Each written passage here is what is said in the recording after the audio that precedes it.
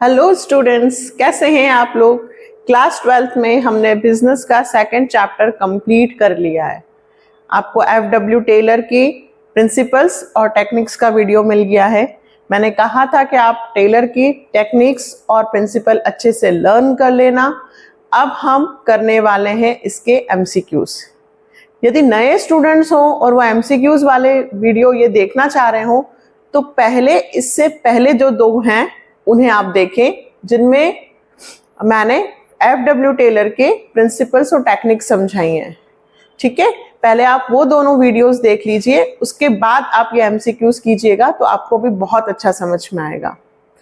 और जिन्होंने तैयारी कर ली है, एफडब्ल्यू टेलर के प्रिंसिपल्स और टेक्निक्स अच्छे से कर लिए हैं, तो वो मेरे साथ एमसीक्यूज करेंगे। कॉपी पेन लेकर बैठो। जैसे ही एमसीक्यूज आपके सामने आएगा आप उसका आंसर लिख लीजिएगा। मैं थोड़ा सा वेट करके बताऊंगी। ठीक है, इस तरह से आप जो भी हम 15 एमसीक्यूज करने वाले हैं, आप उन सब के आंसर्स लिखेंगे, चेक करेंगे और फिर किसमें 14 या 13, 15 जितने मैं एमसीक्यूज करूंगी उसमें से कितने मार्क्स आए हैं आप कमेंट सेक्शन में लिखकर बताएंगे। ओके, तो करें start. First MCQs, technique of mental revolution is based on the principle of। Taylor ने जो आपको टेक्निक्स बताई हैं उसमें मेंटल रेवोल्यूशन हमने पढ़ा था कि कौन से प्रिंसिपल पर बेस्ड है। Harmony not discord, science not rule of thumb, principal of responsibility and authority, all of the above. Answer लिखें इसका। मेंटल रेवोल्यूशन मतलब जहां पे मानसिक है ना, मेंटल स्थिति की बात करता है टेलर, तो वो शांति भंग नहीं होना चाहिए। दोनों एक दूसरे के बारे में सोचे, उनका लुक आफ्टर है ना, एक दूसरे के बारे में देखना, नजरिया, पॉजिटिव थिंकिंग, तब हम कह सकते हैं कि वहां पे अच्छे से स्मूथली काम चल सकता है। तो मेंटल रेवोल्यूशन मतलब यहां पर आएगा ए, हार्मनी नॉट डिस्कॉर्ड, शांति भंग नहीं होनी चाहिए। मानसिक शांति होगी तभी शांति भंग नहीं होगी, और मानसिक क्रांति चलती रहेगी, दिमाग में कुछ तो भी चलता रहेगा तो शांति बनेगी ही नहीं। ठीक है, तो फर्स्ट का आंसर क्या हुआ, हार्मनी नॉट डिस्कॉर्ड।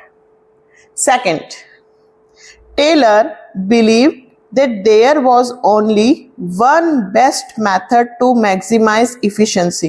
हमने पढ़ा था कि टेलर कहते हैं कि काम को करने के बहुत सारे तरीके होते हैं, बट उसमें एक तरीका सबसे बेस्ट होता है जिससे सबसे ज्यादा इफिशिएंसी इंक्रीज होती है। These method can be developed through study and analysis। Identify the principle of scientific management being discussed above। यहाँ पे कौन सा प्रिंसिपल की हम बात कर रहे हैं, कौन सा प्रिंसिपल डिस्कस कर रहे हैं। हमने पढ़ा था फर्स्ट वाला प्रिंसिपल जिसमें, अच्छा पहले आप आंसर लिख लीजिए इसका। 4 आपके पास ऑप्शन है, harmony not discord, science not rule of thumb, development of each and every person to his or her greatest efficiency and prosperity, and cooperation not individualism. अब यहां पर ये बात कर रहे थे कि हम एक बेस्ट तरीके को सर्च करें, स्टडी करें, एनालिसिस करें, फिर देखें कि इस काम को करने का सबसे बेस्ट तरीका कौन सा है। तो ये प्रिंसिपल बात करता है science not rule of thumb. हमें ट्रेडिशनल तरीके को यूज नहीं करना है कि जो हमारे पापा ने किया या जो ये कर रहे हैं वही हम करें, नहीं, हम अपना स्टडी एनालिसिस करके नया तरीका निकालें। तो ये बात कर रहा है B, science not rule of thumb. ठीक है।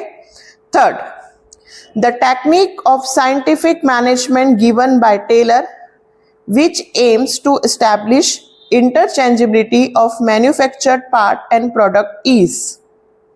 आंसर लिखना है इसका, method study, motion study, standardisation and differential piece wage system. Taylor technique की बात कर रहा है जहां पर हम इंटरचेंजेबिलिटी ऑफ मैन्युफैक्चरिंग पार्ट, जहां पर हमने कहा था कि प्रोडक्ट की साइज, उसका आकार, उसका वेट, ये सब हमें पहले से डिसाइड कर लेना चाहिए, है ना। ये किसकी बात कर रहा है? स्टैंडर्डाइजेशन। बहुत सारे प्रोडक्ट नहीं बनाने हैं, सेम प्रोडक्ट बनाने हैं, वैरायटीज कम रखनी है, डाइवर्सिटी नहीं होना चाहिए, सिंप्लीफिकेशन ऑफ वर्क होना चाहिए, है ना, ताकि प्रॉब्लम ना आए। तो ये किसकी बात कर रहा है? स्टैंडर्डाइजेशन। इसका आंसर होगा सी। नेक्स्ट, मेरे साथ टेस्ट लेते चलना है। एमसीक्यूज जैसे ही मैं पढ़ रही हूं आप अपना आंसर लिखेंगे। Fourth, Taylor proposed 8 specialists from whom each worker will have to take order from as part of the technique of functional foremanship specified by him। हमने पढ़ा था टेक्निक्स में फंक्शनल फॉरमैनशिप, हमने पढ़ा था 8 वर्कर्स के ऊपर, 8 वर्कर्स नहीं, वर्कर्स के ऊपर कितने लोग होंगे? 8, है ना। और 2 डिपार्टमेंट की बात की थी हमने यहाँ पर, एक डिपार्टमेंट में कितने थे? 4। Those with technical mastery, intelligence and grit may be given work. Those with energy and good health may be assigned work। देखिए 2 डिपार्टमेंट की बात यहाँ पे कर रहा है। एक तो अपने दिमाग से, मास्टरी से पहले प्लान बनाएंगे और फिर दूसरा उसको एग्जीक्यूटेड करेंगे, ऑपरेशनल डिपार्टमेंट। इसका आंसर क्या होगा? First, planning and execution. वो 2 डिपार्टमेंट कौन से थे? पहला प्लानिंग डिपार्टमेंट के अंदर हम 4 लोग रखेंगे, बॉस, और फिर एग्जीक्यूशन डिपार्टमेंट के अंदर भी 4। पढ़ा था हमने फंक्शनल फॉरमैनशिप, फैक्ट्री के मैनेजर को 2 डिपार्टमेंट में हम बांटेंगे और हर एक डिपार्टमेंट के अंदर कितने व्यक्ति होंगे? 4। जिसका आंसर होगा A, planning, execution. Fifth, the foreman responsible for quality of work is. Operational department में हम लोगों ने 4 व्यक्ति, 4 बॉस बनाए थे, गैंग बॉस, स्पीड बॉस, याद आया? तो यहाँ पे क्वालिटी कंट्रोल जो है वो कौन सा फॉरमैन रिस्पॉन्सिबल होगा क्वालिटी के लिए? यस, इंस्पेक्टर, सी। इंस्पेक्टर जो बॉस होगा वो क्वालिटी कंट्रोल के लिए रिस्पॉन्सिबल होता है। कितने एमसीक्यूज हो गए? 5। ठीक है, टेस्ट लेते चलना है। अब नेक्स्ट करेंगे sixth MCQ, the concept of mental revolution. फिर से आया mental revolution. As prescribed by Taylor involve a change in the mindset of. अभी मैंने बताया था मेंटल रेवोल्यूशन, शांति भंग नहीं होनी चाहिए, दोनों एक दूसरे के बारे में सोचे, वर्कर और मैनेजमेंट। तो यहाँ पे बात हो रही है workers towards the management, management towards the workers. दोनों को सोचना है, सिर्फ मैनेजमेंट वर्कर्स के बारे में तो भी नहीं, और वर्कर्स सिर्फ मैनेजमेंट के बारे में तो भी नहीं। यहाँ पे आंसर होगा 6 का C, worker and management towards one another for competition to cooperation. दोनों को एक दूसरे के बारे में सोचकर चलना होगा, कंपटीशन नहीं बल्कि कॉपरेशन करना होगा। तो यहाँ पर 6 का आंसर होगा C. Next 7th, flavour of south is a famous chain of South Indian restaurant। Okay, South Indian restaurant है। It believes in complete cooperation। वो believe क्या करते हैं? complete cooperation में between the labor and management। Its management encourage the employees for their constructive suggestion। They take their employees into confidence for all important decisions। Which principle of scientific management has been followed by flavor of South? Answer लिखो इसका। 4 हैं आपके पास। A, science not rule of thumb। B, harmony not discord। C, cooperation not individualism। And D, development of each and every person to his or her greatest efficiency and prosperity। यहाँ answer होगा C, cooperation not individualism। हमें सिर्फ केवल व्यक्तिगत हित के बारे में नहीं सोचना है बल्कि सबके बारे में सोचना है, तभी हम आपस में मिलकर काम कर पाएंगे। यहाँ पे फ्लेवर ऑफ साउथ जो है वो पूरी तरह से लेबर का ध्यान रख रहे हैं, उनके सजेशन मांगते हैं और उनके जो अच्छे सजेशंस होते हैं उनको प्लान भी करते हैं और कॉन्फिडेंस में भी लेते हैं। सारे इंपॉर्टेंट डिसीजन मतलब वो लेबर को साथ में लेकर चल रहे हैं। तो यहां पर आएगा 7th का सी। ठीक है। 8th, principle of responsibility and authority insist on. Responsibility and authority में 4 आपको दे रखा है। Responsibility greater than authority, authority greater than responsibility, responsibility is equal to authority and all of the above. इसका आंसर होगा responsibility is equal to authority. अगर हम किसी को ऑथोरिटी पावर दे रहे हैं तो उसके साथ में रिस्पॉन्सिबिलिटी भी आती है। अगर आप किसी को पावर दे रहे हो तो उसकी जवाबदारी भी होती है। यदि आपने किसी को रूम की चाबी दी है, पावर दिया है, तो उस रूम में कुछ भी गड़बड़ हुई तो उसकी जवाबदारी भी उसी व्यक्ति की होगी। तो responsibility is equal to authority. Next 9th, the filling the blank technique proposed by Taylor aimed at eliminating unnecessary diversity of product। Answer लिखो इसका। 4 आंसर ऑप्शन है आपके पास। A motion study, B standardisation and simplification of work, C differential piece wage system and D functional foremanship. क्या पढ़ा था अभी? मैंने बताया था आपको कि standardisation and simplification of work में टेलर बताते हैं कि हमें प्रोडक्ट तो बनाने हैं पर इतनी सारी वैरायटीज में नहीं बनाने हैं कि हम कंफ्यूज हो जाएं और सबका स्टॉक हम मेंटेन करके नहीं रख सकते। तो हमें डाइवर्सिटी को थोड़ा कम करना चाहिए, अननेसेसरी चीजों को। तो इसमें 9th का जो आंसर होगा वो B standardisation and simplification of work. देखो मैंने स्टार्टिंग से कहा है आपको एक बात कि एमसीक्यूज 20 मार्क्स के आ रहे हैं। आपको सिर्फ हर जो भी टॉपिक होता है उसका मीनिंग अच्छे से पता होना चाहिए, तो आप एमसीक्यूज के आंसर्स दे सकते हैं, है ना। Next 10th, Somesh work as foreman in Lakshmi automotives limited, a company manufacturing cars. He is subordinate to Ramesh, who is the production in charge in the factory. Somesh is in charge of timely and accurate completion of job by workers working in the production department. There are 3 other foremen who work under the production in charge, while 4 other foremen work under Naresh, the planning in charge in the factory.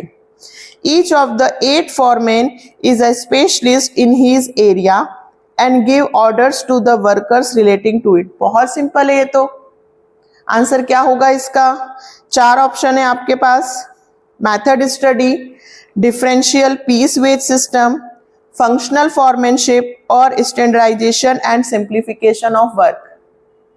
ये पूरी बात कर रहा है कि workers के ऊपर total 8 specialist हैं, 2 डिपार्टमेंट हैं, एक प्रोडक्शन डिपार्टमेंट और एक प्लानिंग डिपार्टमेंट। यानी कि ये पूरी बात कर रहा है फंक्शनल फॉर्मेनशिप की। ये पूरा जो आपको बताया गया है लक्ष्मी ऑटोमेटिव्स लिमिटेड का, ये किसकी बात कर रहा है? Functional foremanship. तो 10th का आंसर होगा सी फॉर्मेन, फंक्शनल फॉर्मेनशिप। ठीक है। 11th, functional foremanship is the extension of, functional foremanship is the extension of A division of work, discipline, unity of direction और unity of command। तो देखो ये चारों जो थे वो किसने बताए थे? हेनरी फ्योल ने। और फंक्शनल फॉर्मेनशिप जो है एक्सटेंशन है वो किसका है? Division of work. Functional foremanship में हम जो काम है उसको डिस्ट्रीब्यूट कर देते हैं तो वर्क का डिस्ट्रीब्यूशन हो जाता है। तो फंक्शनल फॉर्मेनशिप किसका एक्सटेंशन है? First A division of work. Next 12th, uniformity in production can come by using following technique of Taylor. Uniformity मतलब क्या होता है ये ध्यान देना। 4 ऑप्शन है आपके पास। Simplification, method study, standardisation and time study. Answer लिखें इसका। हम चाहते हैं कि प्रोडक्शन में यूनिफॉर्मिटी हो, मतलब डाइवर्सिटी को हमें कम करना है। मैंने आपको एक एग्जांपल दिया था कि एक रेस्टोरेंट में वो साउथ इंडियन, महाराष्ट्रियन सब स्नैक्स और बहुत सारी चीजें वैरायटीज रख रहे हैं, और इतनी सारी वैरायटीज को रखने से वो लोग स्टॉक मेंटेन नहीं कर पाते हैं, और स्टॉक मेंटेन नहीं कर पाते हैं तो कोई कस्टमर आता है कुछ मांगता है तो बोलते हैं अभी नहीं है ना, याद आया? मतलब हमें इतने ही प्रोडक्ट बनाने हैं कि हम उन सारों को रख सके। तो यहां पे जो आंसर होगा 12th का सी, स्टैंडर्डाइजेशन। ठीक है, next 13th, rest interval in job are decided by. बहुत सिंपल है, हमने पढ़ा था, टेलर ने कौन कौन सी स्टडी बताया था, टाइम स्टडी, मेथड स्टडी। इसमें आपको 4 ऑप्शन कौन से दिए हैं, method study, fatigue study, motion study और टाइम स्टडी। तो रेस्ट इंटरवल किस में बात करता है, बी, फैटिग स्टडी। कहा था ना टेलर ने कि वर्कर्स कंटिन्यू जब काम करते हैं तो वो थक जाते हैं, टायर्ड हो जाते हैं, इसलिए उन्हें बीच बीच में क्या मिलना चाहिए, रेस्ट। तो रेस्ट किसके में बात करता है, कौन सी study, fatigue study. Next 14th, ये लास्ट है, 14 MCQs हमने किए हैं और इनके 14 के ही आपको आंसर्स टेस्ट लेना है और कमेंट सेक्शन में नाम और ये बताना है कि इतने सही हुए हैं। ठीक है, next 14th, Taylor called for complete mental revolution on the part of both management and workers. It means that management and workers should transform their thinking. Management should share the gains of the company, if any, with the workers. At the same time, workers should work hard and be willing to embrace change for the good of the company. The principle of management highlighted above is, 4 option है आपके पास, science not rule of thumb, cooperation not individualism, harmony not discord, development of each and every person to his or her greatest efficiency and prosperity. क्या होगा इसका answer, C, harmony not discord. वही बात बार बार आ रही है, mental revolution. देखिए दिमाग में कुछ चल रहा है, क्रांति हो रही है, वो कब होगा, जब मैनेजमेंट वर्कर्स के बारे में नहीं सोचे या वर्कर्स मैनेजमेंट के बारे में नहीं सोचे। यहाँ पे दोनों एक दूसरे के बारे में, इन्होंने कहा है कि मैनेजमेंट को जो भी कंपनी बेनिफिट होता है, उसको गेन होता है, तो उसे वर्कर्स के साथ डिस्ट्रीब्यूट करना चाहिए, वर्कर्स को हार्ड वर्क करना चाहिए, है ना, दोनों को एक दूसरे के बारे में पॉजिटिव थिंकिंग रखना चाहिए। ये सब किसकी बात कर रहा है, मेंटल रेवोल्यूशन, ताकि दिमाग में शांति हो, मानसिक क्रांति नहीं हो। तो यहाँ कौन से प्रिंसिपल की बात हो रही है, हार्मनी नॉट डिस्कॉर्ड। पूरे एमसीक्यूज में हम बार बार यही देख रहे हैं, है ना, mental revolution, harmony not Discord. यदि दोनों संतुष्ट होंगे, सेटिस्फाइड होंगे दोनों, कौन, वर्कर्स और मैनेजमेंट, तभी वहां पे शांति से काम हो पाएगा। तो हार्मनी नॉट डिस्कॉर्ड। ये हो गए हमारे पूरे 14th MCQs। ठीक है, अब आपका काम क्या है, ये 14th MCQs को अच्छे से टेस्ट लेकर देखना है और नाम, जगह यदि आप मेंशन करना चाहें, और 14th में से आपके कितने MCQs सही हुए हैं आप लिख कर देंगे कमेंट सेक्शन में। पहले भी मैंने MCQs हेनरी फ्यूल का कहा था, बट 1 या 2 ही रिप्लाई आए हैं। इस बार रिप्लाई ज्यादा आने चाहिए।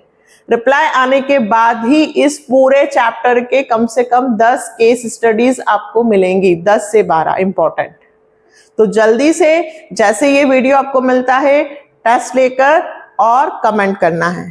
ठीक है, अब हम जाएंगे 3rd चैप्टर बिजनेस एनवायरनमेंट पे, नहीं, हम जाएंगे मैक्रो इकोनॉमिक्स में नेशनल इनकम पर।